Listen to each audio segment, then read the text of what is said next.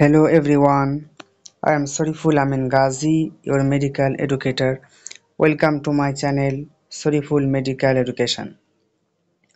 তো দর্শক, আজ আমরা হাজির হলাম নতুন একটা ভিডিও নিয়ে, ডিজিজ ইরেকটাইল ডিসফাংশন। তো আজ আমরা কথা বলবো ইরেকশন প্রবলেমস নিয়ে। তো আমরা প্রথমে আগে জেনে নিই যে হোয়াট ইজ ইরেকটাইল ডিসফাংশন। তো যেটাকে এখানে বলা হয়েছে erectile dysfunction, it is also called impotence. So, penile erection is a complex process in which the brain, nerves, muscles and blood vessels play a major role. Penile erection একটা complex process যেখানে আমাদের brain, nerve, muscle এবং blood vessel একটা major role play করে। Hormones and emotions are at work. Hormones এবং emotions আমাদের রয়েছে, সেগুলো কিন্তু অ্যাট ওয়ার্কে থাকে। Inability to get or maintain an erection during sexual activity is known as erectile dysfunction. যদি কেউ সেক্সুয়াল অ্যাক্টিভিটি করার সময় তার পেনিস ইরেক্ট না হয় বা সে যদি মেনটেন করতে পারে না তার ইরেকশনকে, তাহলে কিন্তু এটা আমরা সাধারণভাবে ইরেকটাইল ডিসফাংশন বা সংক্ষেপে ইডি বলি। তো আমরা জেনে নিই causes of erectile dysfunction.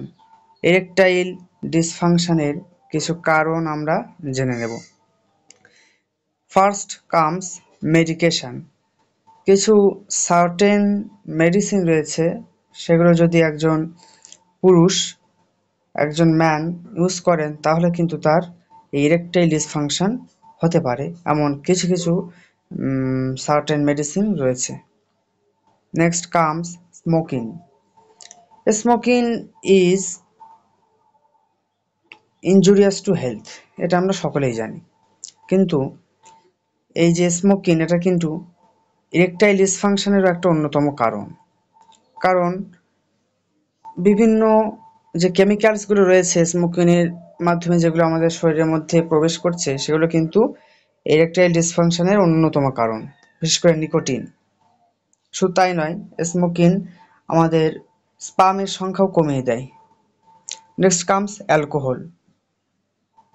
Alcoholism বিভিন্ন প্রকারের হয়, alpha alcoholism, beta alcoholism, gamma alcoholism, আরও বিভিন্ন হয়। তো এই অ্যালকোহল যদি কেউ ইনটেক করেন তাহলে কিন্তু তার ইরেকটাইল ডিসফাংশন হতে পারে। Next comes heart disease. কারোর যদি বিভিন্ন হার্ট ডিজিজ থাকে তাহলে এটাও কিন্তু ইরেকটাইল ডিসফাংশন একটা ফিজিক্যাল কজ হিসেবে আমরা গণ্য করি। Next comes diabetes. ডায়াবেটিস যদি থাকে কারোর, তাহলে কিন্তু এটাও ইরেকটাইল ডিসফাংশন একটা কারণ।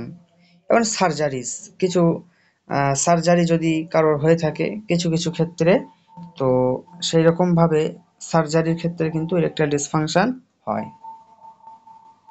এবার আমরা জেনে নেব যে common causes for psychological ED. কিছু আছে যে ফিজিক্যাল কারণ, কিন্তু কিছু আছে সাইকোলজিক্যাল কারণ। তো সেই সাইকোলজিক্যাল ইরেকটাইল ডিসফাংশনের কিছু কারণ আমরা জেনে নিচ্ছি। First, stress. আসলে স্ট্রেস, ওই যে আমরা আগে বললাম যে বিভিন্ন হরমোনস, বিভিন্ন ইমোশনস কাজ করে। তো যেহেতু স্ট্রেসে যদি কেউ থাকেন তাহলে কিন্তু সাইকোলজিক্যাল ইডিতে তিনি ভুগতে পারেন। অ্যাংজাইটি, দুশ্চিন্তা। লো সেলফ এস্টিম, কারণ সেলফ এস্টিম যদি লো লেভেলে চলে যায় তখন কিন্তু এই ইরেকটাইল ডিসফাংশন ঘটতে পারে। ডিপ্রেশন, কারোর যদি ডিপ্রেশন হয় তাহলেও কিন্তু তিনি সাইকোলজিক্যাল ইরেকটাইল ডিসফাংশনে আক্রান্ত হতে পারেন। এবং the most important, pornography is one of the cause of psychological erectile dysfunction. কারণ পর্নোগ্রাফি যখন একজন ব্যক্তি দেখেন তখন তার ব্রেন থেকে ডোপামিন নামক এক ধরনের নিউরোট্রান্সমিটার ক্ষরিত হতে থাকে। ফলে এটা আমরা বলি এই ধরনেরকে যে pornography induced psychological erectile dysfunction বা পর্নোগ্রাফি ইনডিউসড ইরেকটাইল ডিসফাংশন, যেটা তার সেই স্ক্রিনে দেখা সিনারি, সেগুলো দেখে একসময় কিন্তু সে আর সুস্থ থাকে না, সেও কিন্তু এই ইরেকটাইল ডিসফাংশনে আক্রান্ত হয়ে যায়। Interpersonal relationship concerns, interpersonal relationship এর বিভিন্ন কারণেও কিন্তু মানুষ সাইকোলজিক্যাল ইরেকটাইল ডিসফাংশন আক্রান্ত হন। সেক্সুয়াল ট্রমা, অনেকের ক্ষেত্রে কি হয়, সেক্সুয়াল ট্রমার ক্ষেত্রে চলে যান তারা, অনেকের ক্ষেত্রে আরও এটা ভয়ঙ্কর ধারণা করে। তো যারা ট্রমায় চলে যান, একটা ট্রমাটিক ডিসঅর্ডার বা প্যানিক ডিসঅর্ডার এরকম ক্ষেত্রে, তো তখন কিন্তু মানুষ এই সাইকোলজিক্যাল একটা ডিসফাংশনের শিকার হন।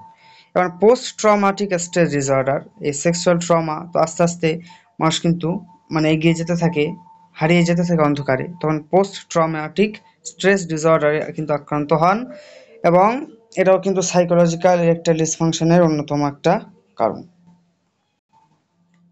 কিছু আমরা জেনে নিচ্ছি signs of erectile dysfunction. Erectile ডিসফাংশনের কিছু সাইন্স: রিডিউসড সেক্স ড্রাইভ, কারোর সেক্স ড্রাইভ কমে যাওয়া দিন দিন, unable to get an erection, ইরেকশনে unable to maintain an erection, তিনি কিন্তু ইরেকশন যদিও বা হয় তাহলে কিন্তু তিনি সেটাকে মেনটেন করতে পারছেন না। প্রিম্যাচিওর ইজাকুলেশন, যদি খুব অল্প সময়ের মধ্যে ইজাকুলেশন হয়ে যায় তাহলে এটা বলা হয় প্রিম্যাচিওর ইজাকুলেশন। আবার কিছু ক্ষেত্রে এটা হয়ে যায় ডিলেড ইজাকুলেশন, দেখা যাচ্ছে 30 মিনিটস 40 মিনিটস এমনকি 1 আওয়ার চলে যাচ্ছে কিন্তু তবুও ইজাকুলেশন হচ্ছে না, এটাকে আমরা বলি delayed ejaculation. And next comes anorgasmia. What is anorgasmia? Anorgasmia is nothing but failure of orgasm, অর্গাজমের ফেলার বা ডিলেড অর্গাজম, এই ক্ষেত্রে কিন্তু আমরা বলি anorgasmia. Treatment options for sudden erectile dysfunction, তো যখন রোগ আছে নিশ্চয়ই তার ট্রিটমেন্টও থাকবে, কিন্তু সাডেন যেগুলো ইরেকটাইল ডিসফাংশন হয় তার বিভিন্ন তো চিকিৎসা হয়, তো আমি এখানে কিছু সিলেক্ট করেছি, যেমন ইট আ হেলদি ডায়েট, যদি ডায়েটটা হেলদি রাখা যায় তাহলে কিন্তু এই ইরেকটাইল ডিসফাংশন থেকেও কিছুটা বাঁচা যায়। Avoid alcohol and red meat, বিশেষ করে অ্যালকোহল এবং রেড মিট অ্যাভয়েড করাটাই ভালো। সিক মেন্টাল হেলথ ট্রিটমেন্ট, এক্ষেত্রে বিভিন্ন থেরাপি কাজ করা যায়। Consult health care provider about medication, তো বিভিন্ন মেডিকেশন সম্পর্কে একজন হেলথ কেয়ার প্রোভাইডারের সঙ্গে কিন্তু কনসাল্ট করা যেতে পারে। এবং এক্সারসাইজ, বিশেষ করে মর্নিং ওয়াক বা আরও বিভিন্ন সার্টেন এক্সারসাইজ যেগুলো করলে অ্যাংজাইটি ডিপ্রেশন দূর হয়ে যাবে, এরকম এক্সারসাইজ করা যেতে পারে। ট্রিট আন্ডারলাইন কন্ডিশনস, এবং বিভিন্ন যে আন্ডারলাইন কন্ডিশনস রয়েছে সে অনুযায়ী কিন্তু ট্রিটমেন্ট করতে হবে। তো এই ছিল আজকে আমাদের ভিডিও, তো কেমন লাগলো আপনারা সকলে জানাবেন আমাদের কমেন্ট সেকশানে, আর কোন কোন বিষয়ে আপনারা ভিডিও চান আপনারা জানাবেন। ততক্ষণ আমাদের সাথেই থাকবেন এবং লাইক সাবস্ক্রাইব করবেন। ততক্ষণে take care and stay healthy.